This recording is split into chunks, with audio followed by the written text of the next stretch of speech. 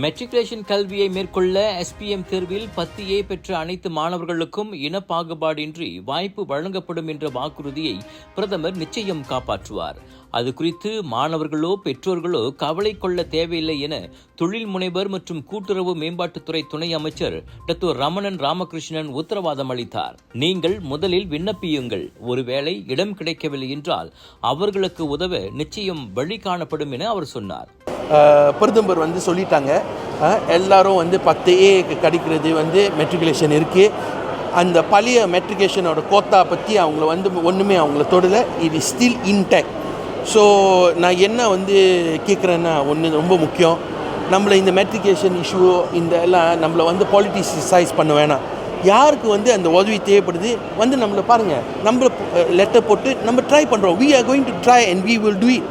நம்மளை சும்மா அந்த மாதிரி ஓகே தெரியாத மாதிரி நம்ம விட்டுட்டு போடுறது கிடையாது.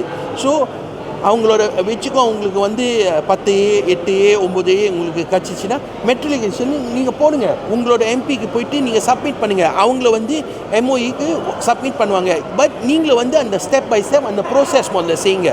ஸ்லாங்கூர் சுங்கை புலோ நாடாளுமன்ற தொகுதியில் SPM தேர்வில் மிகச்சிறந்த தேர்ச்சி பெற்ற மாணவர்களுக்கு பாராட்டும் சன்மானமும் வழங்கிய நிகழ்ச்சியில் அத்தொகுதியின் நாடாளுமன்ற உறுப்பினருமான டாக்டர் ரமணன் அவ்வாறு சொன்னார்.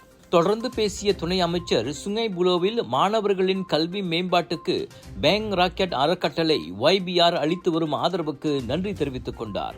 இதுபோன்ற நன்முயற்சி தொடர வேண்டும் என கேட்டுக்கொண்ட ரமணன், லாப நோக்கமில்லாத மற்ற நிறுவனங்களும் அமைப்புகளும் YBRஐ பின்பற்றி மாணவர்களின் கல்வி வளர்ச்சியை ஊக்குவிக்கும் நடவடிக்கைகளில் ஈடுபட வேண்டும் என வலியுறுத்தினார். பேங் ராக்கெட் அறக்கட்டளை சுங்கை புலோவைச் சேர்ந்த 159 சிறந்த SPM மாணவர்களுக்கு இவ்வாண்டு 72,350 ரிங்கிட் நிதி ஒதுக்கீட்டில் சன்மானம் வழங்குகிறது.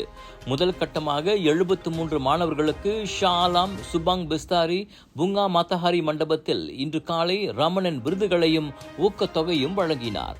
எஞ்சிய மாணவர்களுக்கு மற்றொரு நிகழ்ச்சியில் விருதுகளும் ஊக்கத்தொகையும் வழங்கப்படும்.